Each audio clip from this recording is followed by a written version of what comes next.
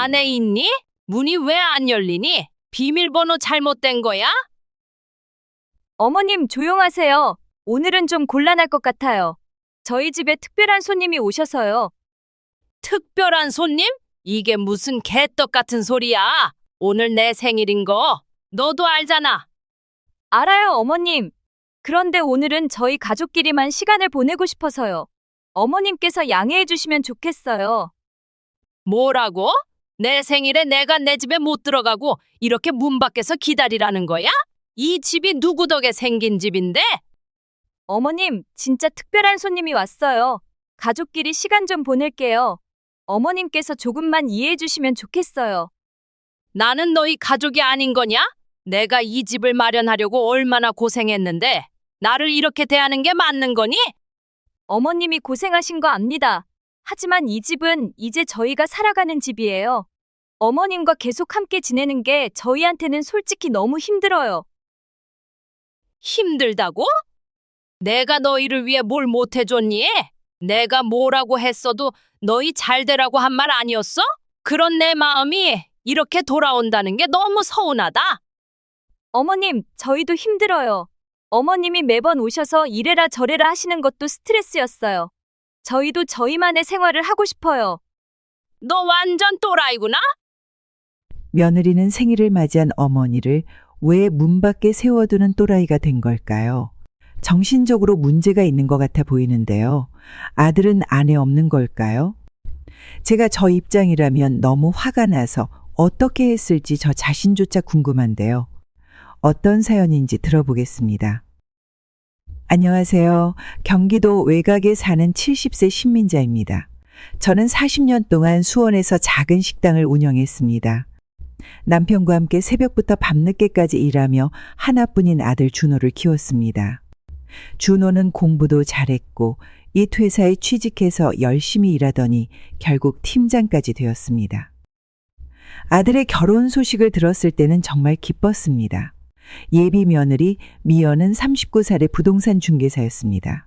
첫 만남에서 미연은 단정하고 영리해 보였습니다. 드디어 가족이 늘어난다는 생각에 저는 가슴이 벅찼습니다. 남편도 며느리가 생긴다고 하니 무척 좋아했습니다. 손주도 볼 수 있겠다며 환하게 웃던 남편의 모습이 아직도 생생합니다. 아들도 이제 결혼해서 가정을 꾸리고 손주도 보게 될 거란 생각에 밤잠을 설쳤습니다. 오랜 세월 홀로 지내온 터라 며느리가 생기면 우리 가족이 화목해질 거라 믿었죠. 오늘 저는 그렇게 꿈꾸던 가족의 이야기를 여러분과 나누고자 합니다. 저의 이야기가 많은 분들에게 작은 위로와 공감을 드릴 수 있으면 좋겠습니다. 구독과 좋아요는 저에게 큰 힘이 됩니다. 여러분의 따뜻한 댓글과 응원도 많이 부탁드려요. 감사합니다. 결혼 이야기가 본격적으로 오가던 날, 저는 아들과 예비 며느리를 집으로 초대했습니다. 차를 준비하며 따뜻한 대화를 나누던 중 예비 며느리가 조심스럽게 말을 꺼냈습니다. 어머님, 저희 결혼 후에는 따로 사는 게 좋을 것 같아요. 어머님께서도 편히 지내셨으면 하는 마음에서요. 그 말을 듣는 순간 제 손이 잠시 멈췄습니다. 마음속에 무언가 크게 흔들리는 것 같았습니다.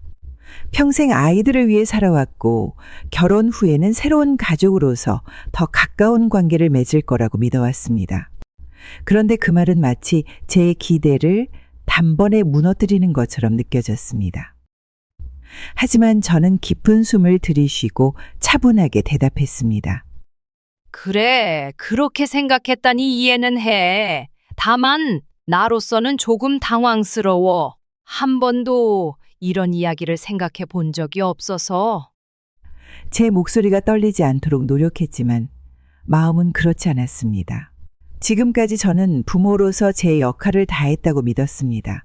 아이들이 부족하지 않게 해주고 정서적으로도 늘 최선을 다해왔습니다.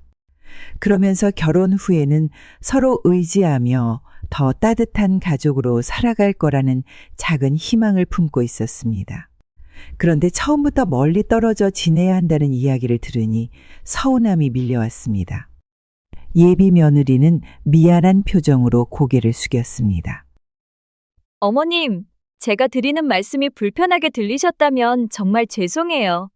저도 많이 고민했어요. 어머님께서 더 편안하시고 자유롭게 지내시길 바라는 마음으로 선택했어요.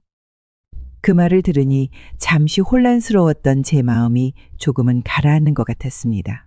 예비 며느리가 나쁜 의도로 이런 이야기를 한 것은 아니란 걸 알고 있었습니다.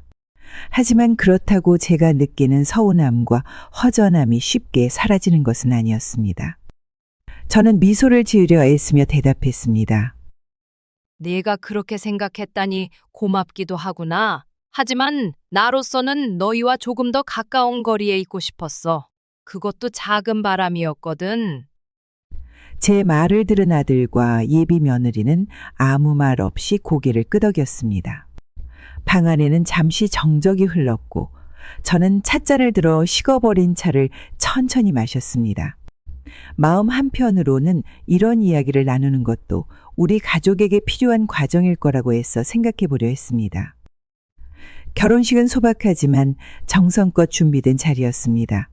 저는 결혼을 앞둔 설렘과 함께 새로운 가족을 맞이하게 된다는 부담감도 있었습니다. 그래도 아들이 좋은 사람을 만나 가정을 꾸리게 된 것을 진심으로 축하하고 싶었습니다. 예비 며느리는 밝고 부드러운 성격으로 처음부터 가족에게 잘 어울렸고 저는 곧 마음을 열게 되었습니다. 결혼식 날 하객들의 축복 속에서 두 사람은 아름답게 서약을 나누었고 그 모습을 보며 저는 뭉클한 감정에 눈시울이 붉어졌습니다. 결혼 후 두 사람은 작은 아파트에서 신혼생활을 시작했습니다. 자주 얼굴을 볼 수는 없었지만 가끔 찾아오는 며느리의 환한 웃음과 아들의 행복한 얼굴을 보며 저도 마음이 편안해졌습니다. 그때까지만 해도 모든 게 순조롭게 흘러가는 것처럼 보였습니다. 하지만 얼마 후 남편이 갑자기 건강 이상을 느끼기 시작했습니다. 평소 건강을 자랑하던 사람이었기에 저는 그 신호를 대수롭지 않게 여겼습니다. 단순한 피로라고 생각하며 조금 쉬면 괜찮아질 거라고 믿었습니다. 그러나 증상은 점점 심각해졌고 결국 병원에 가서야 상태가 심각하다는 것을 알게 되었습니다. 병명은 신부전이었습니다. 의사 선생님은 당장 치료를 시작해야 한다며 꾸준한 관리와 돌봄이 필요하다고 설명했습니다. 그 소식을 듣는 순간 저는 머릿속이 하얘졌습니다. 남편은 그저 담담한 표정으로 의사의 말을 듣고 있었지만 저는 마음속에 밀려드는 불안감을 주체할 수 없었습니다. 남편이 아프다는 사실도 충격적이었지만 앞으로 펼쳐질 길에 대한 막막함이 저를 더 힘들게 했습니다. 남편은 병원에 입원했고 저는 매일 아침 일찍부터 병원을 오갔습니다. 진료와 검사, 약물 치료가 이어지며 저는 할 수 있는 모든 일을 하고 있었습니다. 하지만 혼자 모든 걸 감당하기란 쉽지 않았습니다. 병원에서 긴 시간을 보내고 집으로 돌아올 때면 온몸이 녹초가 된 듯한 느낌이었습니다. 남편의 상태는 쉽게 나아지지 않았고 오히려 더 악화되기도 했습니다. 언제 쓰러질지 모르는 불안감에 밤잠을 설쳤죠. 하루빨리 아들 내외를 만나 도움을 청하고 싶었습니다. 힘들 때일수록 가족이 힘을 모아야 한다고 믿었거든요. 하지만 결혼한 지 얼마 되지 않은 아들 내외는 제 기대와 달리 냉담한 반응이었습니다. 준호야, 아버지 평안이 위중해. 너희 부부가 합심해서 간병을 좀 도와주면 어떻겠니? 며느리의 냉담한 태도는 더욱 서운했습니다. 어머님, 제가 시댁일로 휴가를 내기는 어려울 것 같아요. 부동산도 막 시작한 터라 일찍 닫을 수도 없고요. 내 인생의 반려자가 아이들의 아버지가 병들었는데 왜 며느리는 아무렇지도 않은 걸까? 저는 속상한 마음에 밤새 눈물만 흘렸습니다. 최악의 상황에서 가족들의 무관심은 저를 더욱 절망 속으로 밀어넣었죠. 며느리에 대한 원망이 더욱 깊어졌고 결혼을 허락한 것에 대한 후회마저 들었습니다. 하지만 누구에게도 기댈 곳 없는 저는 홀로 간병을 이어갈 수밖에 없었습니다. 남편의 곁을 지키며 간절히 기도했죠. 제발 살아만 주세요. 하느님께 매달리며 눈물로 밤을 지새웠습니다. 병원비 부담에 허리가 휘어졌지만 한 가족의 가장으로서 남편에 대한 책임감도 잊지 않았습니다. 아무도 돌봐주지 않으니 제 돌봄이 더욱 절실했죠. 때로는 지치고 원망스러웠지만 좌절하지 않으려 했었습니다. 일주일에 며칠은 병원 의자에서 잠을 청하고 또 며칠은 집에 가서 빨래와 청소로 쉴 새 없이 보냈습니다. 가끔 미음을 끓여 남편에게 먹이며 작은 위안을 얻기도 했습니다. 그런 정성에도 남편의 병세는 악화되기만 했습니다. 의사는 각오를 하라는 뜻의 말을 남기고 떠났죠. 하늘이 무너지는 것 같았습니다. 정작 이럴 때 곁에 있어야 할 자식들의 모습은 보이지 않았습니다. 준호야, 아버진 정말 위독하단다. 제발 병원에라도 좀 와주면 안 되겠니? 일이 바빠서 도저히 시간을 낼 수가 없네요. 제 마음은 어머니와 함께 있다는 거 잊지 마세요. 그런 아들의 말에도 마음은 위로되지 않았습니다. 차라리 솔직히 안 온다고 말하면 덜 서러웠을 텐데. 말로만 위로하고 행동은 않는 것이 더 괴로웠습니다. 결국 남편은 제 곁을 떠나고 말았습니다. 자식들의 얼굴 한번 제대로 보지 못한 채로 눈을 감으셨죠. 임종의 순간에도 빈자리를 지키는 건 오직 저뿐이었습니다. 여보, 우리 잘 살았지? 준호 미연이도 잘 될 거야. 남편의 유언을 들으며 저는 목이 메어 울음을 터뜨렸습니다. 한평생 가족을 위해 헌신하셨건만 마지막 순간 자식들의 얼굴은 보지도 못한 채 떠나시다니 너무나 허망했습니다. 장례식에서도 아들 내외는 형식적으로 슬퍼했을 뿐 진심으로 아버지를 그리워하는 모습은 찾아볼 수 없었습니다. 오히려 빨리 치르고 일상으로 복귀하려는 조급함만 역력했죠. 세상에 홀로 남겨진 듯한 상실감과 배신감이 저를 집어삼켰습니다. 평생을 함께 해온 반려자를 떠나보내는 아픔도 큰데 그 순간에조차 곁을 지켜주지 않는 자식들의 냉정함에 더욱 큰 상처를 받았습니다. 내가 그토록 믿고 의지했던 가족인데 어쩌다 이렇게 됐을까? 세상이 다 무너진 듯 절망 속에 빠져들었습니다. 이젠 저 혼자인 것만 같았죠. 사랑하는 사람을 잃은 슬픔, 며느리의 무정함에 받은 깊은 상처, 알면서도 외면한 아들에 대한 원망이 폭풍처럼 제 마음을 핥히었습니다. 남편을 잃은 슬픔이 채 1년 1년을 버텼습니다. 예쁜 손주들이 태어나고 서서히 다시 생활에 적응해 가고 있었죠. 그런데 어느 날 아들 내외는 저에게 새로운 부탁을 해왔습니다. 바로 어린 손주들을 맡아달라는 것이었죠. 어머니, 저희 부부가 해외 출장을 가게 됐어요. 일주일 동안만 아이들 좀 봐주시면 안 될까요? 저는 외로운 마음에 손주들을 만나는 게 즐거웠습니다. 괜찮다고 맡아주겠다고 이와 않고 대답했죠. 사실 얼마든지 손주들과 함께 지내고 싶은 마음이 간절했거든요. 일주일 후 아들 내외가 돌아왔습니다. 그런데 며느리의 표정이 좋지 않아 보였어요. 어머님, 회사 일이 좀 바빠서요. 아이들을 맡기고 며칠 더 출장을 가야 할 것 같아요. 혹시 좀 더 봐주실 수 있으실까요? 짧은 시간이라면 괜찮을 거라 생각했습니다. 사랑하는 손주들과 함께 보내는 시간이 행복했고 자식들의 일에 보탬이 된다는 뿌듯함도 있었죠. 그럼 얼마나 더 있어야 하느냐? 한이 주면 충분할 것 같네요. 정말 감사합니다, 어머니. 그렇게 주가 지나고 한 달이 지났습니다. 하지만 아들 내외는 좀처럼 돌아올 생각을 안 했어요. 매번 핑계를 대며 출장이 길어진다는 거였죠. 저는 서서히 지쳐갔습니다. 손주들을 사랑하는 마음은 변함없었지만 나이 드니 체력은 따라주지 않았거든요. 아침부터 밤까지 아이들 뒤치다거리로 쉴 틈이 없었죠. 더욱이 제 개인 생활은 완전히 뒷전으로 밀려났습니다. 병원 검진도 친구 모임도 다 미뤄야 했어요. 어린아이들을 돌보느라 하루가 멀다 하고 정신없이 보냈죠. 한 달이 2달이 되고 6개월이 훌쩍 지나버렸습니다. 저는 이제 손주들을 보는 게 즐겁기보다 버거워지기 시작했어요. 하루의 대부분을 손주 돌봄에 허덕이며 보내는데 무기력함이 밀려왔습니다. 그동안 며느리에게 받은 상처 때문에 마음의 응어리도 있었죠. 정작 제가 힘들 때는 외면하더니 자신들의 편의를 위해서는 이렇게 오랫동안 노력을 강요하니 뒤통수 맞은 기분이었습니다. 아니, 일주일만 봐달라더니 벌써 6개월이 다 되어가네. 설마 나더러 애들 떠맡으라는 건가? 내가 뭘 잘못해서 이런 부당한 대접을 받아야 하는 걸까? 복잡한 심정에 눈물이 왈칵 쏟아졌습니다. 자식들을 위해서라면 뭐든 해줄 수 있다고 생각했는데 이젠 제 삶 하나 제대로 꾸려나갈 수 없을 것 같았거든요. 며느리에 대한 서운함과 배신감이 폭발하는 순간이었습니다. 저는 용기를 내어 아들에게 말했습니다.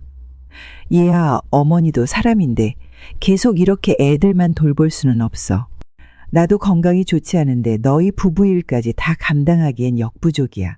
너희도 이제 책임감을 가지고 돌봐주렴. 하지만 돌아오는 건 냉담한 대꾸뿐이었어요. 어머니, 6개월 동안 애들 봐주신 거 정말 감사해요. 근데 지금 당장은 좀 어려울 것 같네요. 앞으로도 좀 더 부탁드려도 될까요? 저는 그 말을 듣는 순간 할 말을 잃었습니다. 자식 키우랴, 손주 돌보랴. 평생을 고생만 하다 말겠구나 싶었죠. 인생의 황혼기를 이렇게 보내야 한다니. 삶의 의욕이 사라지면서 무기력감이 휩싸였습니다.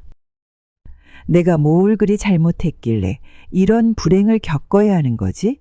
부모 노릇, 조부모 노릇 충실히 다 했는데 내 인생은 대체 언제쯤 행복해질까? 절망 속에서도 손주들을 향한 끝없는 사랑만큼은 저를 지탱해 주었습니다. 손주들의 환한 웃음을 보면 힘든 줄도 모르고 하루를 버틸 수 있었죠. 하지만 내면 깊숙이 응어리진 한의 깊이는 점점 깊어만 갔습니다. 손주들을 돌보느라 지칠 대로 지쳐있던 어느 날, 저는 우연히 며느리와 아들의 대화를 엿들었습니다. 여보, 우리 이번에 이사 가기로 했잖아. 시어머니한테는 언제 말씀드리죠? 어머니한테 말씀드리면 못 가게 하실 텐데 그냥 우리끼리 알아서 하는 게 나을 것 같아요. 순간 머리에 핏발이 서는 듯 했습니다. 엄연히 한 가족인데 저더러 나 몰라라 하자는 겁니까? 아무리 며느리와 사이가 좋지 않아도 집안의 중대사를 상의 없이 진행한다는 게 저는 납득이 되지 않았습니다. 내가 여기서 뭐 하는 거지? 그냥 남봐주는 애 돌봄이인가? 가족도 아니고. 서러움에 눈물이 핑 돌았습니다. 며느리의 행동에서 저를 무시하는 태도가 고스란히 느껴졌기 때문입니다. 오랫동안 쌓였던 응어리가 폭발하고 있었죠. 어떻게든 이 상황을 해결해야겠다고 마음먹었습니다. 저는 담담한 목소리로 아들에게 물었어요. 얘야, 엄마도 이 집의 식구잖니. 집안일을 함께 의논하고 결정하는 게 어떨까? 에이, 어머니. 그런 거 일일이 여쭤보면 일이 더디게 진행될걸요. 어머니는 편하게 계시면 돼요. 하지만 속내는 편치 않았습니다. 내 의사는 안 중요하다 이거네. 내가 이 집에서 환영받지 못하는 사람 취급받고 있구나. 가족의 일원으로 존중받지 못한다는 사실에 깊은 좌절감이 몰려왔습니다. 그동안 제가 며느리를 위해, 아들 가족을 위해 얼마나 희생했는데 정작 중요한 순간에는 철저히 소외당하고 있었던 겁니다. 시어머니라는 이유만으로 며느리는 저를 철저히 무시했습니다. 그 모습에 회의감이 들 정도였죠. 아무리 제가 노력해도 인정받지 못할 것 같았으니까요. 시어머니가 뭐 그리 죄인이야? 제 길, 내가 봉이냐고. 분통이 터지고 억울함에 휩싸였습니다. 하지만 그럴수록 오히려 무력감이 엄습했죠. 며느리의 마음을 돌리기엔 제 입장이 너무 왜소해 보였습니다. 입 밖으로 내뱉지 못한 말들이 목구멍까지 차올랐습니다. 아니, 내가 여태 이 가족을 위해 뼈 빠지게 일한 게 뭐냐고. 이 원망스러운 것들아. 하지만 제 속내를 들켜서는 안 되겠죠. 예민해진 신경을 다잡고 억지로 미소를 짓는 수밖에 없었습니다. 그래, 너희들 마음대로 해라. 나는 손주들이나 봐주마. 하지만 그 순간에도 마음은 찢어질 듯 아팠습니다. 며느리에 대한 서운함과 배신감이 복받쳐 올랐어요. 겉으로는 태연한 척했지만 속으로는 눈물을 삼키며 울분을 토해내야만 했습니다. 나는 대체 뭘까? 며느리 눈엔 그냥 손주 봐주는 모습인가 봐. 시어머니로서의 권위도 혈육으로서의 정도 없나 보네. 저는 자존심이 짓밟히는 느낌이었습니다. 하루하루가 고역이었죠. 이렇게 가족들에게 멸시받으며 살아야 하나 회의감마저 들었습니다. 하지만 손주들에 대한 사랑만은 변치 않았기에 그 아이들을 지키기 위해 저는 다시 한번 제 감정을 억누르고 희생을 감내해야만 했습니다. 눈물 삼키며 속으로 한숨만 삼키며 견디는 수밖에요. 사랑하는 가족이었기에 더 서러웠습니다. 자식 키우고 손주 봐주는 일을 천직으로 여겼건만 막상 저는 그들에게 하찮은 존재로 취급당하고 있었으니까요. 가족이라더니 결국 나는 버려지는 신세구나. 절망감에 빠질 때마다 저는 손주들의 얼굴을 떠올렸습니다. 그 아이들만이 이 고통을 버티게 하는 힘이었죠.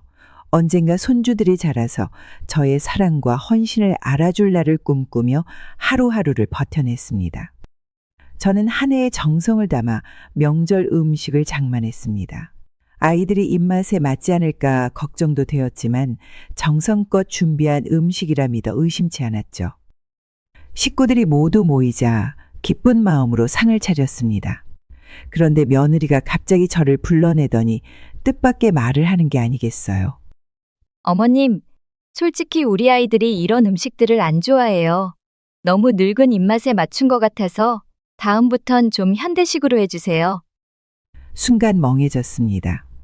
명절 음식에 혼신을 다 바친 제 노력이 물거품이 된 느낌이었죠. 손주들을 위해 정성 들여 만든 음식인데 왜 나이 많은 제 입맛 탓을 하는 걸까요? 며느리의 말에 서운함이 밀려왔습니다. 할머니가 해주는 음식을 손주들이 좋아할 거라 믿었는데 오산이었나 봅니다. 제 진심이 짓밟힌 듯한 느낌에 마음이 무너졌어요. 내가 아이들 먹이려고 얼마나 공을 들였는데 이런 취급을 받아야 하다니 속상하네. 억울한 마음에 눈물이 날 것 같았지만 꾹 참아야 했습니다. 모처럼의 명절인데 주책 없이 서러운 감정을 드러낼 수는 없었죠. 그렇지만 견디기 힘든 서글픔이 치밀어 올랐습니다. 내가 며느리 눈엔 진짜 한심한 늙은이로밖에 안 보이는구나. 가족이라 믿었는데 날 인정조차 하지 않으니 어찌 기쁘기만 하겠어. 울컥 쏟아질 뻔한 눈물을 삼키며 저는 애써 밝은 미소를 지어 보였습니다. 그래, 내가 이제 노인 취급을 받아야 하나 보네. 앞으론 아이들 입맛에 맞는 요리를 하도록 노력해 볼게. 겉으로는 담담하게 대꾸했지만 제 마음은 실망감에 무너지고 있었습니다. 그동안 손주들을 위해 얼마나 애썼는데 정작 그 진심은 외면당하고 있었던 거예요. 아, 평생을 고생만 하다 끝나는구나. 내 노력은 결국 빛 좋은 개살구에 불과했어. 고개를 떨구고 씁쓸한 생각에 휩싸였습니다. 이런 대접을 받으려고 평생 고생했나 싶어 인생 자체가 허무하게 느껴졌죠. 저는 조용히 식탁에서 물러났습니다. 아무도 제 속 깊은 상처를 알아채지 못했죠. 저만의 고독한 싸움이 시작된 순간이었어요. 하지만 손주들에 대한 사랑만큼은 식을 줄 몰랐습니다. 비록 제 음식을 외면했을지라도 할머니의 넓은 아량으로 이해해주고 싶었거든요. 언젠가는 제 진심을 알아줄 거란 작은 희망이 저를 지탱해 주었습니다. 그래도 명절 분위기를 깨고 싶진 않았기에 저는 능숙하게 제 마음을 감추는 데 익숙해졌어요. 상처받은 내면과 달리 표정만큼은 태연하게 가장했죠. 우리 아이들 건강하게만 자라다오. 할머니가 뭐든 맛있는 음식 해줄게. 겉으로는 환한 미소를 짓고 있었지만 마음속으로는 피눈물을 삼켜야 했습니다. 이 모진 세상 어딘가엔 저의 사랑과 노력을 알아줄 사람이 있으리라 믿으며 하루하루를 견디는 수밖에 없었어요. 맞아, 난 늙고 뒤떨어진 사람이니까. 젊은 며느리 눈엔 그렇게밖에 안 보이겠지. 자조 섞인 속마음을 달래며 저는 식구들을 향해 또 한 번 밝은 얼굴로 웃어 보였습니다. 하지만 깊은 속내를 들킬세라 이내 부엌으로 피했죠. 그곳에서라야 아무도 모르게 눈물을 훔칠 수 있었으니까요. 가족에게 외면받는 이 고통스러운 하루하루가 어머니로서 할머니로서 버텨내야 할지의 숙명인 듯 싶었습니다. 사랑하는 사람들을 위해 저 자신을 계속 불사르며 살아갈 수밖에 없음을 절감하는 순간이었죠. 며느리의 냉대에 마음의 깊은 상처를 받았지만 저는 포기하지 않았습니다. 손주들을 위해서라도 좋은 할머니가 되고 싶었거든요. 문득 손주들의 학원비 걱정이 되었습니다. 요즘 교육비가 만만치 않잖아요. 저라도 조금이나마 보탬이 되고 싶은 마음에 며느리에게 말을 꺼냈습니다. 미연아, 우리 아이들 학원비 걱정되지? 내가 지원해 줄 테니 너무 부담 갖지 말고 필요한 만큼 보내렴. 하지만 며느리의 반응은 싸늘하기만 했습니다. 어머님, 죄송하지만 우리가 알아서 해결할 문제예요. 굳이 도움 주시지 않으셔도 됩니다. 며느리의 거절에 충격을 받았습니다. 학원비 정도야 손주들을 위해 기꺼이 지출할 수 있는데 그 작은 도움마저 거부당하다니. 내 진심은 받아주지도 않는구나. 너무 서운해서 울컥 눈물이 차올랐습니다. 저는 이 집에서 환영받지 못하는 존재인가 봅니다. 오롯이 아이들을 위한 마음에서 우러난 제안이었는데 냉정히 물리쳐버리는 며느리가 야속하기만 했죠. 저의 도움조차 받지 않겠다니 이 가족에게 저는 정녕 필요 없는 사람일까요? 설마 며느리가 날 의심하는 건가? 마치 아이들 앞에서 잘 보이려고 그런 것처럼 말하는 것 같아. 견디기 힘든 상실감에 휩싸였습니다. 혈육인 손주들에게조차 할머니로서 인정받지 못하는 제 처지가 처량하게만 느껴졌습니다. 하지만 제 속내를 들킬세라 태어난 척 웃어야 했습니다. 아이고, 미안하다. 내가 괜한 걱정을 했나 보구나. 알았어. 너희 맘대로 해라.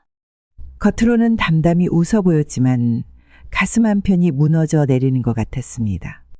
자존심이 바닥까지 떨어져 속이 쓰렸고 앞으로 이 가족들과 어떻게 지내야 할지 막막해졌습니다. 내 사랑이 이렇게 한없이 초라해 보일 줄이야. 가족이라는 이름이 이렇게 무색할 수가 있나? 이해 못할 서러움이 밀려왔습니다. 손주들에게 정성을 다하고 싶은 할머니의 마음이 전혀 통하지 않았던 거예요. 진심이 외면당하자 깊은 절망감에 휩싸였습니다. 제 노력이 물거품처럼 느껴졌습니다. 손주들에게 존경받는 할머니가 되고 싶다는 소박한 꿈이 며느리 앞에선 무의미해지는 것 같았죠. 이 사람들 눈에 나는 그저 믿을 수 없는 낡은 존재일 뿐인가 봐. 내가 뭘 어쩌겠어. 모진 세월 속에 또 한 번 무너질 뿐이지. 절규하고 싶은 심정을 꾹꾹 눌러 참아야 했습니다. 가족들의 행복을 위해 제 자존심쯤은 기꺼이 버릴 각오였으니까요. 그 순간에도 손주들을 향한 저의 사랑은 변치 않았습니다. 그래도 손주들에 대한 걱정은 놓을 수가 없었습니다. 혹시라도 제 도움이 필요할까봐 늘 마음 한켠에 담아두었죠. 언제든 할머니 도움이 필요하면 꼭 말해다오. 너희들 뒤에서 응원하고 있을게. 비록 지금은 제 진심을 알아주지 않아도 언젠가 손주들이 할머니의 사랑을 깨달아주길 간절히 바라는 마음뿐이었습니다. 그렇게 가족에게 밀려나 뒷전으로 밀릴수록 오히려 저의 사랑은 더욱 깊어만 갔습니다. 언젠가는 이 응어리가 풀리는 날이 오리라 믿으며 오늘도 묵묵히 할머니의 자리를 지키고자 합니다. 며느리는 제가 손주들과 단둘이 있는 것조차 허락하지 않았습니다. 매일 감시하듯 제 행동을 지켜보았고 손주들과 이야기를 나누려 할 때마다 억지로 끼어들었습니다. 우진이와 서아가 학교에서 돌아오면 저에게 달려오려 했지만 며느리는 급하게 아이들을 방으로 데리고 갔습니다. 저는 아이들의 웃음소리가 들리는 방문 앞에서 발만 동동 굴렀습니다. 손주들과 함께하고 싶은 마음만 커져갔습니다. 며느리는 제가 아이들과 대화하는 것도 싫어했습니다. 밥을 먹을 때도 저를 구석자리에 앉히고 아이들 곁에는 가지도 못하게 했습니다. 어머님, 아이들이 공부해야 하니까 방해하지 마세요. 이런 차가운 말을 매일 들으니 저는 점점 움츠러들었습니다. 손주들과 보내는 시간은 하루하루 줄어만 갔습니다. 아이들의 제잘거림도 웃음소리도 따뜻한 손길 하나 느낄 수 없는 이 집에서 저는 외딴 섬에 혼자 사는 것 같았습니다. 주말이면 손주들과 공원에 가고 싶었지만 며느리 눈치가 보여 말도 꺼내지 못했습니다. 우진이가 할머니 같이 놀아요 하면 며느리가 바로 나타나서 우진이를 데려갔습니다. 서아가 제 무릎에 앉으려 해도 며느리는 얼른 서아를 안아서 방으로 갔습니다. 가끔 아이들이 몰래 제 방을 찾아올 때면 잠시나마 기뻤습니다. 하지만 그 짧은 시간마저 며느리는 막아섰습니다. 아빠한테 이를 거예요 라며 아이들을 겁주었습니다. 이런 일들이 반복될 때마다 제 마음은 칼로 베는 것처럼 아팠습니다. 며느리의 이런 행동들이 계속되던 어느 날 제 방에서 이상한 소리가 들렸습니다. 문을 열어보니 며느리가 제 옷장을 뒤지고 있었습니다. 어머님, 방이 너무 지저분해서 정리 좀 해드리려고요. 저는 아무 말도 하지 못하고 방 한켠에 서 있을 수밖에 없었습니다. 며느리는 제가 소중하게 보관하던 물건들을 하나둘씩 검은 봉투에 담아갔습니다. 결혼식 때 입었던 한복, 아들 준호가 어릴 적 그린 그림들, 고인이 된 남편과 찍은 사진첩까지 모두 쓰레기 취급을 당했습니다. 이런 낡은 물건들은 다 버려야죠. 집안에 먼지만 쌓이잖아요. 제 인생의 소중한 추억이 담긴 물건들이 하나둘 사라져갔습니다. 남편과의 마지막 여행에서 산 브로치, 아들이 첫 월급으로 사준 스카프, 손주들이 어릴 때 그려준 그림까지 모두 쓰레기 봉투 속으로 들어갔습니다. 저는 며느리의 손을 잡고 말렸지만 며느리는 제 손을 거칠게 뿌리쳤습니다. 오히려 더 빠르게 물건들을 치우기 시작했습니다. 제가 아끼던 화장대 위의 화장품들도 모두 쓰레기통으로 들어갔습니다.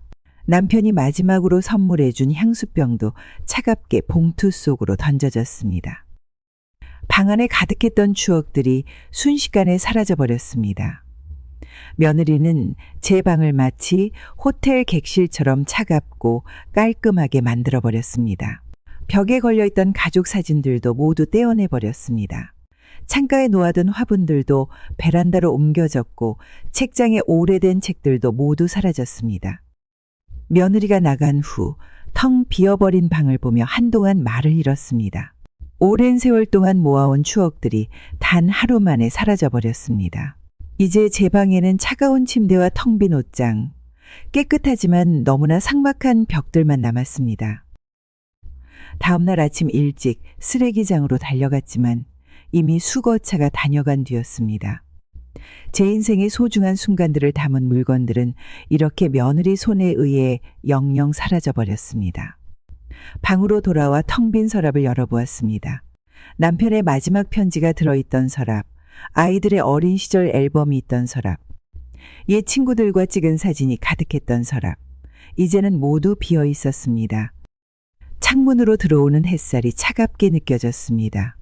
이 방에서 보냈던 수많은 시간들, 아들을 키우며 보냈던 날들, 남편과 함께했던 순간들, 이 모든 기억을 담은 물건들은 이제 돌이킬 수 없이 사라졌습니다.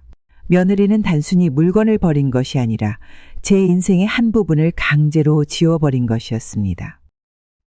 제 방의 물건들이 사라진 후로 일주일이 지났습니다. 그날도 평소처럼 조용히 제 방에 있었는데 현관문 밖에서 웃음소리가 들렸습니다. 조심스럽게 방문을 열어보니 며느리의 친정어머니가 오셨더군요. 아들 준호가 손수 마중을 나가 친정 어머님을 모시고 왔나 봅니다. 며느리는 정성스럽게 준비한 음식들을 식탁에 차려놓고 있었습니다. 갓 구운 불고기 냄새가 집안 가득 퍼졌습니다. 엄마, 이것 좀 드셔보세요. 입맛에 맞춰서 특별히 준비했어요. 친정 어머님을 위해 준비한 음식들은 며느리가 평소 제게 내놓던 찬밥과는 비교할 수도 없이 푸짐했습니다. 갈비찜, 떡갈비, 잡채, 모듬전까지 명절 상차림이 부럽지 않았습니다. 저는 방문 틈으로 보이는 식탁에 앉은 가족들을 바라보았습니다. 손주들도 즐거워 보였고 며느리도 오랜만에 밝은 표정이었습니다. 준호도 오늘은 일찍 퇴근해서 온 가족이 함께였습니다. 이런 모습은 매주 반복되었습니다. 며느리의 친정어머님은 매주 토요일이면 어김없이 우리 집에 오셨습니다. 그때마다 며느리는 큰 상을 차려놓고 온 가족이 둘러앉아 식사를 했습니다. 웃음소리가 끊이지 않는 식탁에 저만 초대받지 못했습니다. 방 안에서 들리는 이야기 소리에 귀를 기울이다 보면 손주들이 학교에서 있었던 재미있는 일들을 이야기하는 소리, 준호가 회사 일로 칭찬받은 이야기, 며느리가 새로 시작한 취미 이야기까지 모든 것이 제 귀에 들려왔습니다. 아들 준호는 매주 친정어머님을 모시러 가고 돌아가실 때도 직접 모셔다 드렸습니다. 하지만 제가 방에서 나오면 며느리는 얼굴을 찌푸리며 못마땅해 했고 준호는 바쁘다며 자리를 피했습니다. 이렇게 매주 이어지는 가족 모임에서 저는 마치 없는 사람처럼 방 안에만 있어야 했습니다. 제 방문 앞으로 지나가는 발자국 소리, 즐거운 대화 소리, 맛있는 음식 냄새, 이 모든 것이 저를 더욱 외롭게 만들었습니다. 매주 이어지는 가족 모임에서 제외되는 일이 반복되던 중에 손주들의 생일이 다가왔습니다. 우진이는 이제 12살, 서아는 8살이 되는 뜻깊은 생일이었습니다. 아이들 생일이라 특별한 파티를 준비한다는 이야기가 들렸습니다. 며느리는 파티 준비로 분주했습니다. 거실에는 알록달록한 풍선들이 하나둘 늘어갔고 케이크 주문하는 전화 소리도 들렸습니다. 아이들 친구들도 초대한다며 초대장도 만들었습니다. 친정어머님도 오신다고 했습니다. 손주들의 생일 선물을 미리 준비해 두었습니다. 우진이에게는 로봇 장난감을, 서아에게는 예쁜 인형을 골랐습니다. 한 달 동안 모아둔 용돈으로 정성스럽게 준비한 선물이었습니다. 선물 포장도 예쁘게 해서 리본까지 달았습니다. 파티 당일, 집안은 아이들 친구들과 친정 가족들로 북적였습니다. 케이크 촛불 부는 소리, 선물 뜯는 소리, 제잘거리는 웃음소리가 방문 너머로 들려왔습니다. 하지만 저는 초대받지 못했습니다. 정성스럽게 준비한 선물을 들고 방에서 나가려 했지만 며느리가 저를 막아섰습니다. 어머님, 오늘은 방에 계세요. 아이들 친구들이 많이 왔거든요. 선물은 며느리 손에 들려 전해졌을 뿐 직접 건네지도 못했습니다. 방 안에서 들리는 생일 축하합니다. 노래를 들으며 저는 손주들의 밝은 모습을 상상해야만 했습니다. 창문 밖으로 보이는 하늘이 유난히 파랗게 느껴졌습니다. 작년 생일 때는 함께 찍었던 가족 사진이 떠올랐습니다. 올해는 그 자리에 함께하지 못했습니다. 아이들에게 안아주며 축하해주고 싶었지만 방문 앞에서 발걸음을 돌려야만 했습니다. 방 안에서 창밖을 바라보니 하늘에는 예쁜 구름이 떠가고 있었습니다. 마치 제 마음처럼 천천히 흘러가는 구름을 보며 손주들의 커가는 모습을 곁에서 지켜보지 못하는 할머니의 서러움이 눈물로 흘러내렸습니다. 아이들의 웃음소리는 방문 너머로 계속 들려왔고 저는 침대에 앉아 한숨만 내쉬었습니다. 파티가 끝난 후에도 방 밖으로 나가지 못했습니다. 아이들이 즐거워하는 소리, 친구들과 작별 인사하는 소리, 뒷정리하는 소리까지 모든 소리가 제 가슴을 더욱 아프게 했습니다. 창가에 놓인 화분의 꽃잎이 살랑살랑 흔들리는 모습을 보며 저도 모르게 눈물이 흘러내렸습니다. 손주들의 생일 파티가 지나고 며칠 뒤 아들 준호가 회사에서 팀장으로 승진했다는 소식이 들렸습니다. 며느리는 승진 축하 파티를 준비한다며 분주히 전화를 걸고 있었습니다. 아들의 승진이 너무나 기뻐서 저는 일찍부터 아들이 좋아하는 미역국을 끓이고 소고기도 손질했습니다. 어머님, 오늘은 강남에 있는 레스토랑에서 파티할 거예요. 음식하지 마세요. 제가 정성스럽게 준비하던 음식들은 결국 쓰레기통으로 들어갔습니다. 속상한 마음을 달래며 아들 준호가 돌아오기만을 기다렸습니다. 하지만 준호는 회사에서 곧장 파티장으로 간다고 했습니다. 어머님은 댁에 계세요. 회사 사람들이랑 하는 자리라서요. 옷장 앞에서 한참을 서성이다 꺼내놓았던 외출복을 다시 넣었습니다. 아들의 얼굴이라도 보고 축하해주고 싶었지만 그마저도 허락되지 않았습니다. 창밖으로 며느리가 예쁘게 차려입고 나가는 모습이 보였고 친정 식구들도 하나둘 예쁜 옷을 입고 모여드는 것이 보였습니다. 저녁 내내 텅 빈 집에 혼자 남아있어야 했습니다. 준호가 초등학교 때 과학시험에서 100점 받아온 날, 중학교 반장이 되었던 날, 대학교 합격했던 날, 아들의 모든 순간에 가장 기뻐하고 축하해 주었던 엄마였는데 이제는 이렇게 소외되어야만 했습니다. 밤이 깊어가도 파티는 끝날 줄 몰랐습니다. 휴대폰으로 찍은 파티 사진이 며느리의 SNS에 올라왔습니다. 화려한 레스토랑에서 축하 케이크를 자르는 준호의 모습, 건배하는 사람들의 모습, 며느리의 친정 식구들과 찍은 단체 사진까지.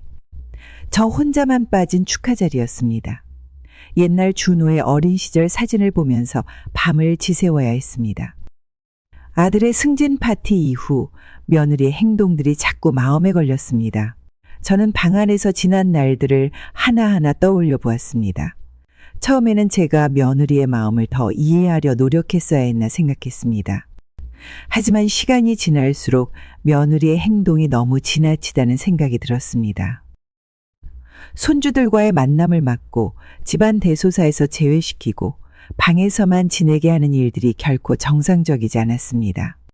다른 집 할머니들은 손주들과 공원도 가고 맛있는 것도 사주고 학교 행사에도 참석한다는데 저는 손주 얼굴 보는 것조차 어려웠습니다.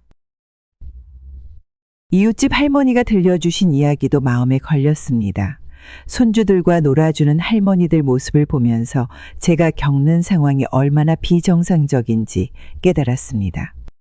아무리 생각해도 제가 이런 대우를 받을 이유가 없었습니다.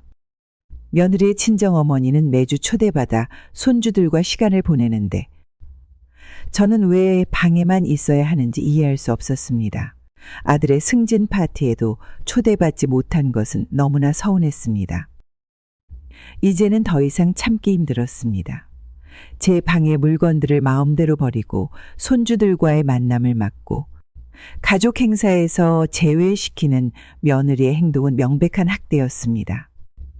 아들도 이런 상황을 알면서 모른 척하는 것이 야속했습니다. 창밖으로 보이는 하늘을 바라보며 이제는 무언가 달라져야 한다고 생각했습니다. 이대로는 제 인생의 마지막이 너무 슬플 것 같았습니다. 방 안에서 혼자 눈물만 흘리는 것이 아니라 이제는 저를 위해 무언가를 해야 할 때였습니다. 며느리의 태도가 잘못되었다는 생각이 들던 중에 저의 친한 친구들이 찾아왔습니다. 매달 한 번씩 모이던 친구들과의 만남이었는데 이번에는 제가 몸이 안 좋다는 소식을 듣고 일부러 집으로 찾아온 것이었습니다. 친구들은 제가 좋아하는 과일과 떡을 한가득 들고 왔습니다. 어머님, 집이 너무 시끄러워질 것 같은데요. 다음에 밖에서 만나시는 게 어떠세요? 친구들이 가져온 과일과 떡을 며느리는 냉장고에도 넣지 않고 현관에 놓아두었습니다. 게다가 신발도 제대로 정리하지 않은 채 아무렇게나 두었습니다. 저는 친구들을 작은 방으로 안내할 수밖에 없었습니다. 평소 같으면 거실에서 차라도 대접하고 싶었지만 부엌에 들어가는 것조차 눈치가 보였습니다. 친구들은 방 안에서 작은 목소리로 이야기를 나눠야 했습니다. 며느리는 계속해서 문 앞을 서성이며 불편한 기색을 내비쳤고 심지어는 청소기 소리로 친구들의 대화를 방해하기도 했습니다. 창문을 열어 환기를 시키자 춥다며 바로 닫아버렸습니다. 친구들은 저의 눈치 보는 모습에 마음이 아팠는지 얼마 머무르지 못하고 돌아갔습니다. 평소에는 늘상 4시간씩 이야기를 나누었는데 이번에는 1시간도 채 머물지 못했습니다. 친구들이 돌아간 후 며느리는 집안 곳곳을 소독약으로 닦았습니다. 마치 무슨 병균이라도 옮은 것처럼 행동하는 며느리를 보며 가슴 한켠이 아려왔습니다. 이제는 친구들도 쉽게 찾아오지 못하게 되었습니다. 40년 지기 친구들과의 만남마저 방해받는 현실이 너무 서글펐습니다. 유일한 위안이 되어주던 친구들과의 만남도 이렇게 막히고 나니 제 삶은 점점 더 좁은 방 안으로 갇혀만 갔습니다. 방안 달력에 적어두었던 다음 달 친구들과의 약속도 지워야 했습니다. 친구들은 카페에서 만나자고 했지만 며느리는 밖에 나가는 것도 못마땅해 했습니다. 이제는 친구들을 만나려면 몰래 나가야 하는 신세가 되었습니다. 창밖으로 보이는 푸른 하늘을 보며 한숨만 나왔습니다. 가끔 전화로 안부를 물을 때마다 친구들의 목소리에서 걱정이 묻어났습니다. 친구들과의 만남도 제한된 상황에서 건강이라도 챙기고자 홈쇼핑에서 건강식품을 주문했습니다. 나이가 들수록 여기저기 아프지 않은 곳이 없었고 특히 관절염 때문에 걷기도 힘들었습니다. 예전에는 손주들과 공원도 다니고 장도 보면서 활기차게 지냈는데 이제는 아침에 일어나기도 힘들 정도로 무릎이 아팠습니다. 하지만 택배 상자를 받아들고 들어오는 순간 며느리가 달려와 상자를 빼앗았습니다. 상자 안에는 제가 어렵게 모아둔 돈으로 산 홍삼과 관절 영양제가 들어 있었습니다. 어머님, 이런 거 살 돈이 어디 있으세요? 연금으로 겨우 생활하시면서. 홍삼과 관절 영양제가 든 상자를 며느리는 거실 한가운데 내동댕이 쳤습니다. 바닥에 나뒹구는 영양제들을 주워 담으려는데 며느리는 제 손을 거칠게 밀쳐냈습니다. 돈만 날리는 가짜 약 같은 거 드시지 마세요. 아들 돈 벌어오는 거 이렇게 낭비하시면 어떡해요? 하지만 이 돈은 제가 식당 일을 하면서 모아둔 적금이었습니다. 그동안 장사하며 하나둘 모아둔 돈으로 제 건강 정도는 챙기고 싶었습니다. 새벽부터 밤늦게까지 일하면서 손님들 음식을 만들었던 시간들, 명절에도 쉬지 못하고 일했던 날들, 그렇게 번 돈으로 아들 공부도 시키고 결혼 자금도 마련해 주었는데 이제는 제 몸 하나 돌보는 것도 허락되지 않았습니다. 며느리는 제가 산 건강식품을 모두 쓰레기통에 버렸습니다. 관절이 아파 잠도 제대로 이루지 못하는 날들이 계속되었지만 이제는 약 한 봉도 먹을 수 없게 되었습니다. 밤마다 통증에 시달리면서도 소리조차 내지 못했습니다. 아픈 신음소리라도 들리면 또 며느리가 돈 타령을 할까봐 걱정되었기 때문입니다. 약국에서라도 관절약을 사오려 했지만 그마저도 며느리 눈치가 보여 힘들었습니다. 아침마다 절뚝거리며 걷는 제 모습을 보고도 며느리는 모른 척했습니다. 친구들이 준 영양제도 몰래 먹어야 했고 약봉지 소리가 날까봐 늘 조심해야 했습니다. 옛날 식당 하면서 무거운 쌀포대도 들고 큰 냄비로 국도 끓이던 제가 이제는 이렇게 초라해졌습니다. 무릎 통증이 심한 날이면 화장실 가는 것도 힘들어 밤새 참았습니다. 며느리 몰래 파스라도 붙이려면 이불 속에서 조심조심 해야 했고 파스 냄새가 날까봐 창문도 항상 열어두어야 했습니다. 밤이면 더욱 심해지는 관절 통증에 이불을 뒤척이면서도 신음소리 한 번 내지 못했습니다. 옆방에서 자는 며느리가 깰까봐 또 잔소리를 들을까봐 이불을 꽉 움켜쥐고 견뎌야 했습니다. 달력을 보며 병원에도 가지 못한 채 날짜만 세어갔습니다. 창밖으로 보이는 달빛이 유난히 차갑게 느껴지는 밤이었습니다. 건강식품 사건 이후 며느리의 행동은 더욱 심해졌습니다. 어느 날 아침 며느리가 제 방에 들어와 통장과 도장을 내놓으라고 했습니다. 어머님, 이제부터 제가 통장을 관리할게요. 어머님은 돈 관리를 제대로 못 하시니까요. 식당을 운영하면서 한 푼 두 푼 모아둔 저의 소중한 돈이었습니다. 남편이 아프기 전까지 둘이서 열심히 일해서 모은 돈이었고 며느리에게 결혼식 비용도 보태준 돈이었습니다. 며느리는 매일 아침 제 방에 들어와 통장을 달라고 했습니다. 거절할 때마다 아들에게 전화를 걸어 제가 돈을 함부로 쓴다고 일렀습니다. 결국 아들도 며느리 편을 들었습니다.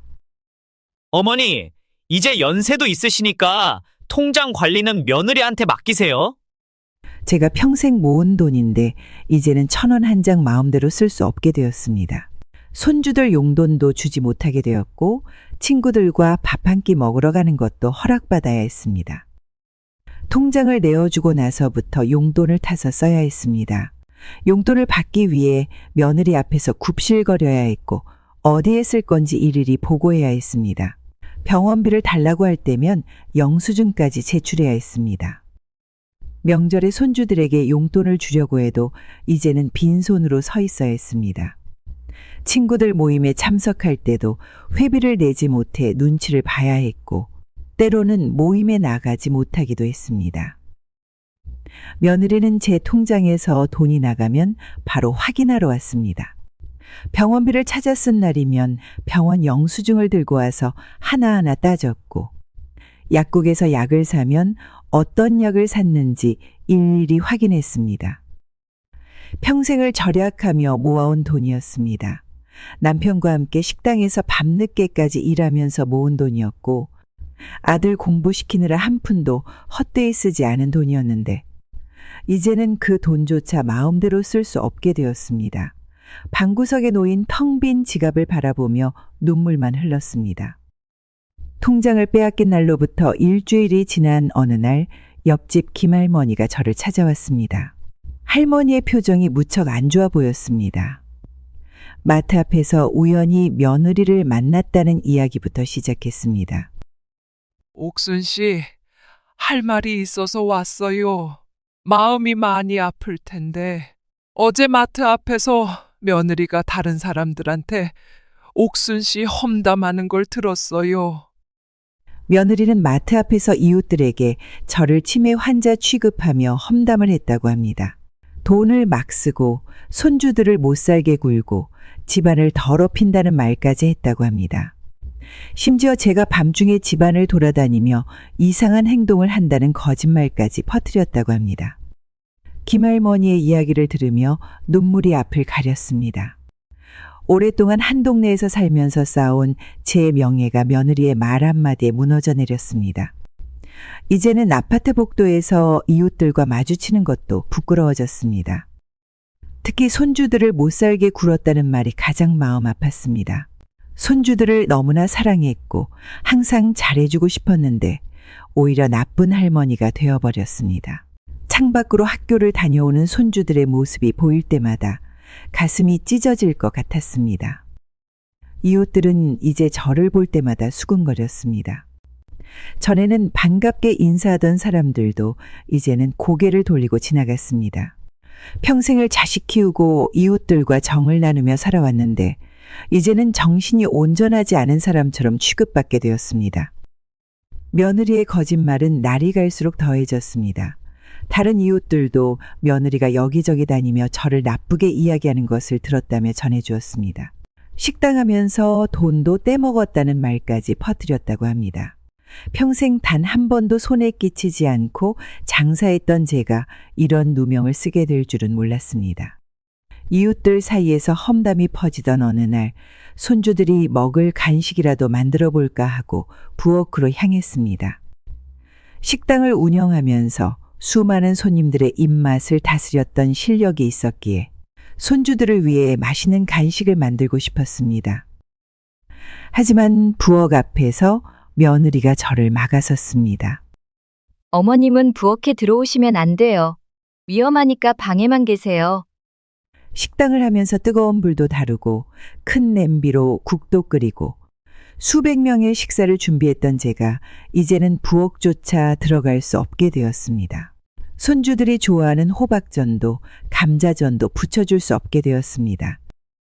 아들이 어렸을 때는 매일 새벽부터 일어나 도시락을 싸주었고 밤늦게 학원에서 돌아오면 따뜻한 야식도 만들어주었습니다. 명절이면 혼자서 집안 대소사를 다 꾸렸던 솜씨였는데 이제는 물 한 잔도 데울 수 없게 되었습니다.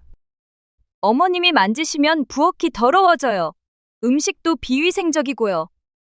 손주들이 할머니가 만든 음식이 더 맛있어요 라고 말할 때면 며느리의 눈치가 더욱 매서워졌습니다. 손주들의 입맛에 맞춰 만들어주고 싶은 음식들이 많았지만 부엌 근처에만 가도 며느리는 쫓아내다시피 했습니다. 명절이 다가올 때면 더욱 서러웠습니다. 전을 부치는 기름 냄새가 방까지 들어와도 저는 방 안에만 있어야 했습니다. 제사상을 차리는 일도 명절 음식을 준비하는 일도 이제는 할 수 없게 되었습니다. 부엌에서 들리는 그릇 부딪히는 소리, 음식 익어가는 냄새를 맡으며 방 안에서 가만히 있어야 했습니다.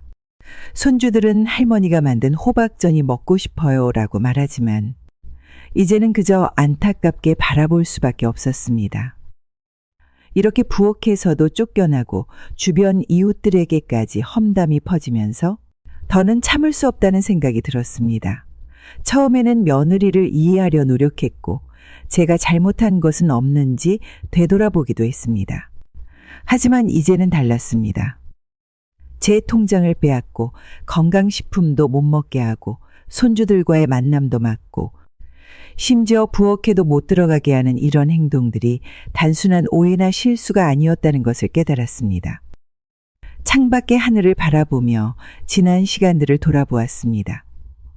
며느리가 들어온 후로 하나둘씩 제한되기 시작한 일상들, 점점 좁아진 제 생활 반경, 끊어진 인간관계들, 이 모든 것이 우연이 아니었습니다. 방 안에서 손주들의 웃음소리를 들으며 눈물을 삼켜야 했던 날들, 아픈 무릎을 붙잡고 끙끙 앓으면서도 약 하나를 먹지 못했던 밤들, 이웃들의 달라진 시선을 견뎌야 했던 순간들, 이런 고통들이 하나둘 떠오르면서 가슴 속에서 분노가 일어났습니다. 운영했던 식당에서 번 돈으로 아들 뒷바라지도 하고 며느리 결혼 비용도 보태주었는데 이제는 제 돈조차 마음대로 쓸 수 없게 되었습니다. 이런 상황을 보고도 아들은 늘 며느리 편만 들었습니다. 방 안에 놓인 사진첩을 펼쳐보았습니다. 아들이 어렸을 때부터 찍어둔 사진들, 결혼식 때의 사진들. 행복했던 순간들이 고스란히 담겨 있었습니다. 하지만 지금의 현실은 너무나 달랐습니다. 더는 이대로 있어서는 안 되겠다는 생각이 굳게 자리 잡았습니다. 며느리의 행동에 대한 생각이 깊어지던 중 며느리가 친정에 간 어느 날이었습니다. 손주들이 조용히 제 방문을 두드렸습니다. 우진이와 서아의 얼굴에는 반가움이 가득했고 저도 모르게 두 팔을 벌려 아이들을 안았습니다. 할머니, 오늘은 엄마가 외할머니에 가서 없어요. 같이 놀아요. 할머니가 맛있게 해주시던 호박전이 먹고 싶어요. 손주들의 말 한마디에 가슴이 따뜻해졌습니다. 부엌으로 가서 냉장고에 있던 호박을 꺼내 전을 부쳤습니다. 아이들은 제가 전을 부치는 동안 옆에서 제잘제잘 이야기를 들려주었습니다. 학교에서 있었던 일, 친구들과 놀았던 이야기들을 듣고 있자니 행복했습니다. 갓 부친 호박전을 먹으며 아이들과 보내는 시간이 너무나 즐거웠습니다. 하지만 이 행복한 순간도 잠시였습니다. 갑자기 현관문이 열리고 며느리가 들어왔습니다. 어머님, 제가 없을 때를 노려서 이러시는 거예요? 애들 이리 와. 며느리는 손주들의 팔을 잡아 끌며 방으로 데려갔습니다. 식탁에 놓인 호박전을 쓰레기통에 버리고 부엌을 대청소하기 시작했습니다.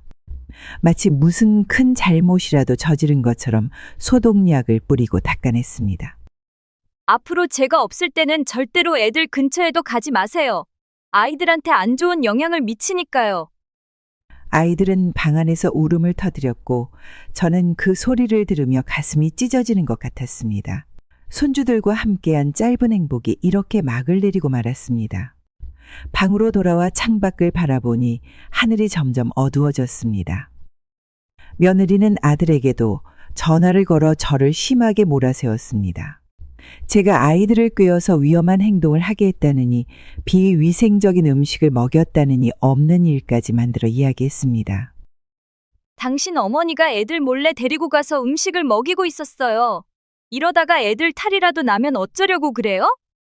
어머니, 이제 애들한테 가까이 가지 마세요. 재수 씨 말씀처럼 위험할 수 있잖아요. 단순히 손주들과 호박전을 나눠 먹은 일이 마치 큰 죄라도 저지른 것처럼 변해버렸습니다. 며느리는 이 일을 계기로 손주들의 방문까지 잠가버렸습니다. 복도에서 마주칠까봐 아이들의 등하교 시간까지 조정했습니다. 더 서러웠던 건 손주들의 달라진 태도였습니다. 우진이와 서아는 이제 저를 볼 때마다 고개를 숙이고 지나갔습니다. 엄마가 무서워서 할머니랑 말도 못하게 된 아이들의 모습에 마음이 찢어졌습니다. 이웃들에게도 이 일이 소문이 났습니다. 며느리는 저를 또다시 정신이 온전하지 않은 사람처럼 소문을 냈고 손주들을 위험하게 만드는 나쁜 할머니로 만들어버렸습니다. 식당을 하면서 수많은 사람의 입맛을 맞춰왔던 제가 이제는 손주들에게 호박전 하나 해줄 수 없는 처지가 되었습니다. 방 안에 혼자 앉아 손주들과 찍은 사진을 바라보며 눈물만 흘렀습니다. 이제는 정말 무언가 달라져야만 했습니다. 이렇게 하루하루가 지나가던 중에 제 생일이 다가왔습니다. 아침부터 마음이 설렜습니다. 손주들이 학교에서 돌아오면 안아주고 싶었고 오랜만에 가족들과 함께 식사라도 하고 싶었습니다. 이웃 할머니가 주신 작은 케이크를 들고 저녁에 집으로 돌아왔는데 현관문이 열리지 않았습니다. 비밀번호를 눌러보았지만 계속해서 삐삐 소리만 났습니다. 며느리가 비밀번호를 바꿔놓은 것이었습니다. 오늘은 우리 집에서 특별한 손님을 초대했으니까 어머님은 들어오시면 안 돼요. 현관 밖에서 들리는 말소리에 귀를 기울여 보니 며느리의 친정 식구들이 모여 있었습니다. 제 생일날에 저는 문 밖에 서 있는데 며느리는 친정 식구들과 파티를 하고 있었습니다. 추운 바람이 불어오는데도 1시간, 2시간 계단에 앉아 기다릴 수밖에 없었습니다.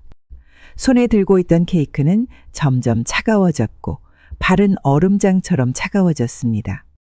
밖에서 들리는 웃음소리와 노래소리가 제 마음을 더욱 아프게 했습니다. 아들에게 전화를 걸어보았지만 받지 않았습니다. 손주들의 목소리라도 듣고 싶었지만 그마저도 허락되지 않았습니다. 제 생일을 축하하러 오신다던 친구들께도 죄송한 마음에 전화도 못했습니다. 밤이 깊어지고 나서야 겨우 집에 들어갈 수 있었습니다. 거실에는 파티 때 사용한 접시들과 음식 찌꺼기들이 그대로 남아 있었습니다. 제 방으로 가는 길에 본 달력에는 며느리의 생일만 크게 동그라미가 쳐져 있었고 제 생일은 지워져 있었습니다. 차가워진 케이크를 보며 방 안에서 홀로 눈물을 흘렸습니다. 제 생일이 지나고 며칠 후 아들이 해외 출장을 갔습니다. 아들이 떠난 그날 저녁 며느리가 갑자기 제 방문을 열었습니다. 며느리의 손에는 제 짐을 싸놓은 가방이 들려 있었습니다. 옷가지도 제대로 개지 않은 채 구겨져 있었고 소중한 사진첩은 비닐봉지에 담겨 있었습니다. 어머님, 이제 나가주세요. 더는 같이 살기 힘들어요. 창밖에는 한방눈이 펑펑 내리고 있었습니다. 영하 10도를 넘는 추운 날씨였습니다. 하지만 며느리는 제 짐을 현관 앞에 내려놓았습니다. 그간 모아온 추억이 담긴 물건들을 검은 비닐봉지에 대충 담아서 던져놓았습니다. 남편과 찍은 마지막 사진, 아들의 돌잔치 앨범, 손주들이 그려준 그림까지 모두 봉지 속에 구겨져 들어갔습니다. 이제 오늘부터 이 집에 들어오시면 안 돼요. 경찰에 신고할 거예요. 저는 현관문 앞에서 떨면서 며느리에게 사정했습니다. 밖은 너무 추웠고 갈 곳도 없었습니다. 하지만 며느리는 귀를 막은 채 제 말을 들으려 하지 않았습니다. 제가 그동안 운영했던 식당에서 번 돈으로 장만한 이 집인데 이제는 들어갈 수조차 없게 되었습니다. 현관 밖으로 쫓겨난 저는 추운 겨울바람을 맞으며 얼어붙은 계단에 앉아 있었습니다. 손주들이 할머니라고 부르며 울먹이는 소리가 들렸지만 며느리는 아이들을 데리고 방으로 들어가 버렸습니다. 창문 너머로 보이는 손주들의 눈물 젖은 얼굴이 제 가슴을 더욱 아프게 했습니다. 밤이 깊어질수록 추위는 더욱 심해졌습니다. 손가락이 얼어붙는 것 같았고 바른 감각이 없어졌습니다. 하늘에서는 눈이 계속 내렸고 저는 그 눈을 맞으며 계단에 앉아 있을 수밖에 없었습니다. 몸은 떨리고 이가 딱딱 부딪혔지만 들어갈 곳은 없었습니다. 옆동 이웃 할머니가 저를 발견하고 집으로 데려가 주셨습니다. 하룻밤을 이웃집에서 보내면서 창밖으로 보이는 제 집을 바라보며 한숨만 나왔습니다. 함께 살았던 식구들에게 이렇게 내쫓길 줄은 꿈에도 몰랐습니다. 이웃 할머니가 따뜻한 차를 건네주면서 눈물을 닦아주셨지만 제 마음속 얼음장 같은 추위는 녹지 않았습니다. 이웃집에서 하룻밤을 보내고 다음 날 아침 집으로 돌아가려는데 아파트 입구에서 며느리가 이웃들 앞에서 큰 소리로 소란을 피웠습니다. 보세요, 여러분. 우리 시어머니가 정신이 이상해져서 밤마다 집안을 돌아다니세요. 손주들이 무서워서 잠도 못 자요. 아파트에 모여든 이웃들 앞에서 며느리는 계속해서 저를 몰아세웠습니다. 이웃들과 정을 나누며 살아온 동네에서 이런 망신을 당하니 다리에 힘이 풀렸습니다. 평생을 깨끗하게 살아왔는데 하루아침에 정신병자 취급을 받게 되었습니다. 경찰에 신고하려고 했는데 아들이 말려서 참았어요. 이제는 정말 한계예요. 시어머니가 밤마다 이상한 소리를 내면서 돌아다녀요. 얼마나 무서웠는지 아세요? 이웃들은 저를 안타깝게 바라보았습니다. 하지만 며느리의 기세에 눌려 아무도 나서지 못했습니다. 평소 친하게 지내던 이웃들도 이제는 고개를 돌렸습니다. 매일 아침 인사하던 옆집 아주머니도 같이 장보기 하던 앞집 할머니도 모두 모른 척했습니다. 그때 며느리는 제 짐이 담긴 검은 봉투들을 아파트 계단 아래로 던져버렸습니다. 봉투가 찢어지면서 옷가지들이 눈밭에 흩어졌고 소중히 간직하던 사진들이 바람에 날아갔습니다. 제가 평생 모아온 추억들이 순식간에 눈밭에 흩어져 버렸습니다. 무릎을 꿇고 흩어진 물건들을 주워 담으면서도 눈물이 멈추지 않았습니다. 손주들이 그려준 그림, 남편과 찍은 마지막 사진, 아들의 어린 시절 앨범, 세월이 담긴 추억들이 눈밭에 버려졌습니다. 젖은 사진들을 닦으면서 손이 얼어붙는 것도 모르고 계속해서 물건들을 주워 담았습니다. 이웃들이 하나둘 도와주려 했지만 며느리는 더 큰 소리로 고함을 질렀습니다. 제가 정신병자라고 위험한 사람이라고 소리치면서 이웃들을 막았습니다. 평생 동안 쌓아온 제 명예가 순식간에 무너져 내렸습니다. 결국 저는 찢어진 봉투를 안고 아파트를 떠날 수밖에 없었습니다. 뒤에서는 며느리의 고함 소리가 계속 들렸고 앞에는 보이지 않는 길이 이어져 있었습니다. 손주들이 창문에서 울면서 손을 흔드는 모습이 보였지만 며느리는 창문도 닫아버렸습니다.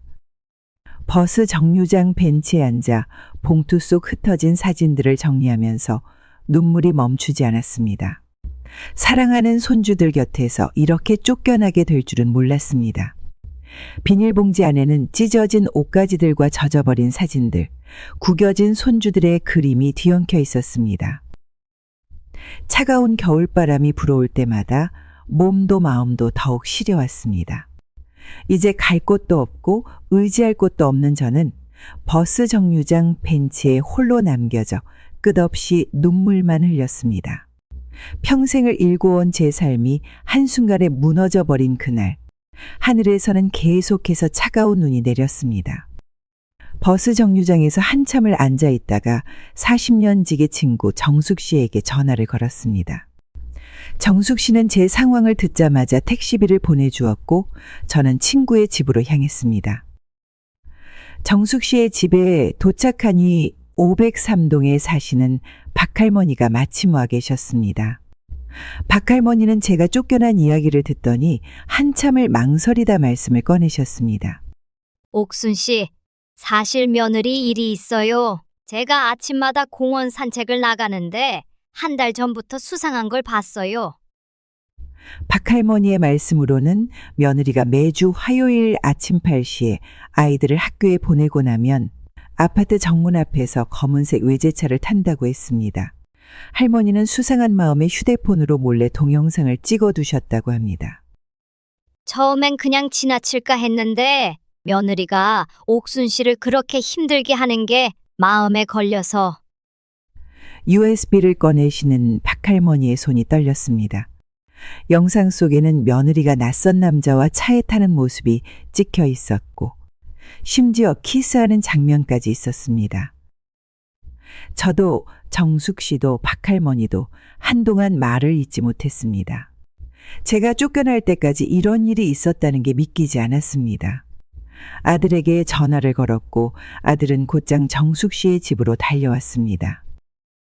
아들이 영상을 보는 동안 방 안은 너무 조용해서 숨소리만 들렸습니다. 아들의 얼굴이 점점 하얗게 변해갔고 손에 쥔 휴대폰이 덜덜 떨렸습니다. 박할머니는 며느리가 매주 같은 시간에 만남을 가진다는 것과 2시간 뒤면 항상 백화점 앞에서 내린다는 것까지 자세히 알려주셨습니다. 어머니, 제가 이제 알았습니다. 정말 죄송합니다. 아들의 눈에서 눈물이 흘러내렸습니다. 저는 아들을 꼭 안아주었습니다. 아무리 힘들어도 손주들을 위해 이겨내야 한다고 엄마가 곁에서 도와주겠다고 약속했습니다. 그날 밤 박할머니와 정숙 씨는 저를 위해 잠자리를 내어주셨습니다.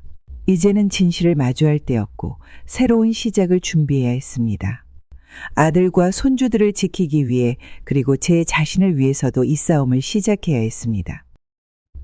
다음 날 아침 변호사 사무실을 찾았습니다. 운영했던 식당에서 번 돈과 재산을 정리하기 위해서였습니다. 평생을 아껴가며 모은 돈이었고 아들과 손주들을 위해 남겨두었던 재산이었습니다.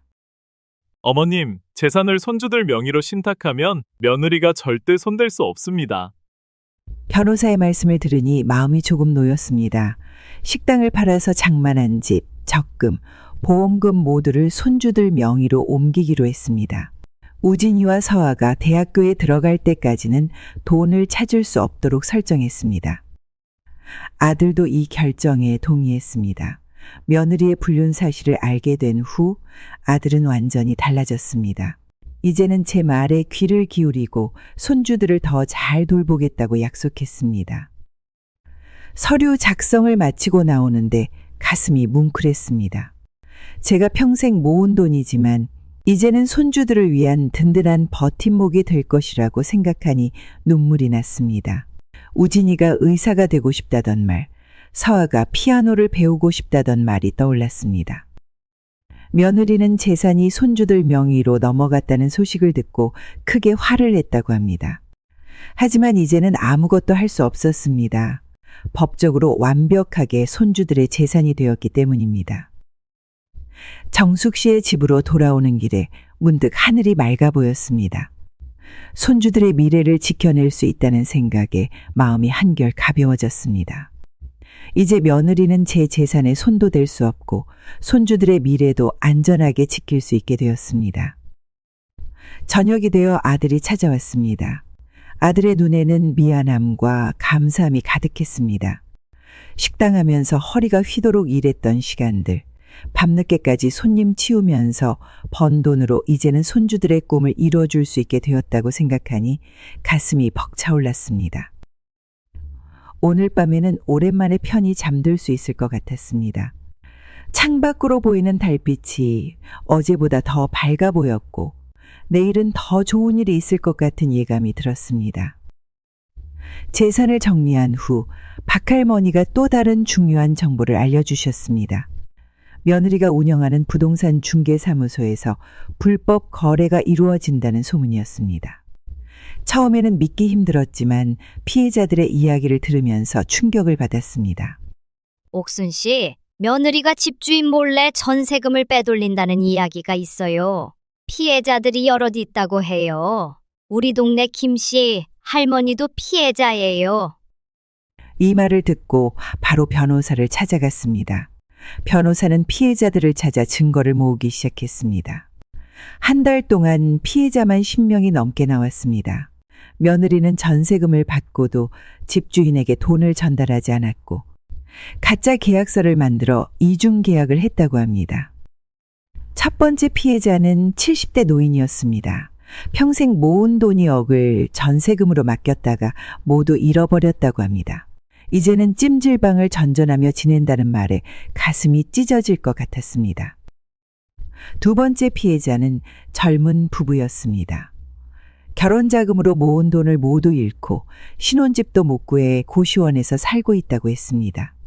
며느리의 달콤한 말에 속아 계약했다가 이렇게 되었다며 눈물을 보였습니다. 변호사가 모은 증거들은 너무나 충격적이었습니다. 가짜 계약서, 돈을 빼돌린 통장 내역, 피해자들의 증언. 이 모든 것이 며느리의 범죄를 입증하고 있었습니다. 심지어 며느리는 이 돈으로 명품을 사고 호화로운 생활을 했다는 증거도 나왔습니다. 검찰에 고발장을 제출하던 날 아들의 얼굴은 창백했습니다. 하지만 이제는 진실을 밝혀야 할 때였습니다. 아무리 며느리라도 이렇게 많은 사람들의 삶을 망가뜨린 죄는 용서받을 수 없다고 생각했습니다. 피해 금액이 20억이 넘습니다. 중대한 범죄라 강하게 처벌할 예정입니다. 검사의 말을 들으며 복잡한 감정이 밀려왔습니다. 손주들의 엄마이지만 이렇게 많은 사람들에게 고통을 준 며느리를 더 이상 두고 볼 수는 없었습니다. 특히 노인들의 전 재산을 등쳐먹은 일은 절대 용서할 수 없었습니다. 결국 며느리는 구속되었고 재판이 시작되었습니다. 법정에서 만난 피해자들의 절규하는 모습을 보며 마음이 아팠습니다. 평생 모은 돈을 잃어버린 노인들, 젊은 부부들의 눈물을 보며 이 일이 꼭 바로잡혀야 한다고 다짐했습니다. 아들은 이혼을 결심했고 손주들의 양육권도 가져오기로 했습니다. 이제 새로운 시작을 해야 했습니다. 손주들에게는 힘든 시간이 되겠지만 진실을 외면하고 살 수는 없었습니다. 정의가 실현되는 그날까지 끝까지 함께하기로 했습니다. 재판이 진행되면서 저의 마음도 차츰 정리가 되었습니다. 처음에는 아들이 이혼한다고 했을 때 많이 망설였습니다. 손주들 생각에 가슴이 아팠기 때문입니다. 하지만 이제는 달랐습니다. 아들이 며느리와 이혼하기로 한 것이 오히려 잘된 일이라는 생각이 들었습니다. 수많은 사람들에게 피해를 주고 불륜을 저지르고 저를 학대했던 며느리와 더 이상 같이 살 수는 없었습니다. 특히 손주들 앞에서도 당당하지 못한 며느리를 보며 이혼이 옳은 결정이라 확신했습니다. 우진이와 서아가 자라면서 엄마의 잘못된 행동을 알게 될 텐데 차라리 지금 헤어지는 것이 나을 것 같았습니다. 아들도 이제는 달라졌습니다. 출근 전에 아이들 아침밥을 챙기고 주말이면 놀이공원도 데리고 갔습니다. 며느리가 있을 때는 볼 수 없었던 모습이었습니다. 저도 이제는 마음껏 손주들을 안아줄 수 있게 되었습니다. 손주들도 점점 밝아졌습니다. 더 이상 며느리의 눈치를 보지 않아도 되었고 할머니와 자유롭게 시간을 보낼 수 있게 되었습니다. 우진이는 학교 이야기를 즐겁게 들려주었고 서아는 매일 저에게 안겨왔습니다. 이제 우리 가족은 새로운 시작을 준비하고 있습니다. 비록 쉽지 않은 선택이었지만 이것이 우리 모두를 위한 최선의 결정이었다고 믿습니다. 아들과 손주들과 함께 더 행복한 미래를 만들어 갈 수 있을 것 같았습니다. 오늘 이야기를 들으신 분들은 어떻게 생각하시나요? 시어머니를 학대하고 노인들의 전세금을 가로채고 불륜까지 저지른 며느리. 결국 모든 것이 밝혀지고 이혼까지 하게 되었습니다. 저는 이 시어머니의 결단력이 정말 대단하다고 생각합니다. 잘못된 상황에서 용기 내어 진실을 밝힐 수 있었고 결국 정의를 실현할 수 있었으니까요. 특히 손주들의 미래를 위해 재산을 신탁한 것은 정말 현명한 판단이었다고 봅니다. 여러분의 주변에도 이런 일을 겪고 계신 분이 계신가요? 혹은 비슷한 경험이 있으신가요? 댓글로 여러분의 생각과 경험을 나눠주세요. 이런 일이 반복되지 않도록 우리 모두가 관심을 가져야 하지 않을까요? 여러분의 이야기가 또 다른 피해자에게 힘이 될 수 있습니다.